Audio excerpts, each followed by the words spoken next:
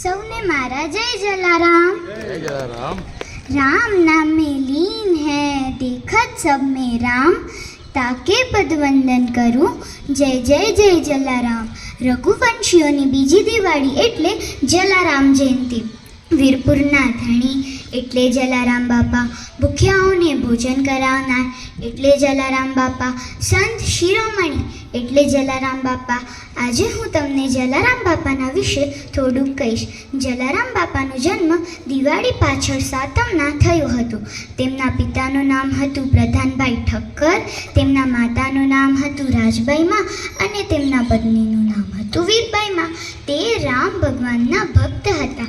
તેમણે ભોજા ભગત પાસે જઈ તેમણે તેમના ગુરુ માન્યા। ભોજા ભગતે એમને સદાવ્રતના આશીર્વાદ આપ્યા। સદાવ્રત એટલે કે જે પણ આવે તેમને પ્રેમથી જમાડીને મોકલવાના। આજે પણ વીરપુરમાં જે પણ જાય છે તેમને પ્રેમથી જમાડવામાં આવે છે, એક પણ રૂપિયો લીધા વગર। તો આવા હતા આપણા જલારામ બાપા। એક વખત જલારામ બાપાની પરીક્ષા કરવા માટે ભગવાન ખુદ સંતના રૂપમાં આવ્યા અને તેમણે જલારામ બાપાને કહ્યું કે તે તેમના પત્નીને સેવા માટે આપે। જલારામ બાપાએ વીરબાઈમાંથી વાતચીત કરી અને વીરબાઈમાં તો વાત સંત સાથે ચાલતા થયા। થોડીક જ દૂર જઈ જંગલમાં તે સંત અદૃશ્ય થઈ ગયા અને આકાશવાણી થઈ કે ભગવાન ખુદ તમારી પરીક્ષા કરવા માટે આવ્યા હતા અને તમે પરીક્ષામાં ખરા ઉતર્યા છો। સંત જતા પહેલાં એક જોડી અને ધોકો મૂકીને ગયા હતા। તે લઈને વીરબાઈમાં વીરપુર આવ્યા અને જલારામ બાપાને બધી વાત કહી।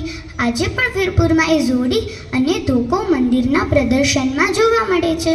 તો આવા રામના પરમ ભક્ત અને આપણા સંત શિરોમણી શ્રી જલારામ બાપા અને વીરબાઈ માના ચરણોમાં મારા કોટી કોટી વંદન। જય જલારામ। મોરના ઈંડા ચિતરા ન પડે બેન ધાર્મી બકુસભા ખૂબ આગળ વધે એવી શુભેચ્છા સાથે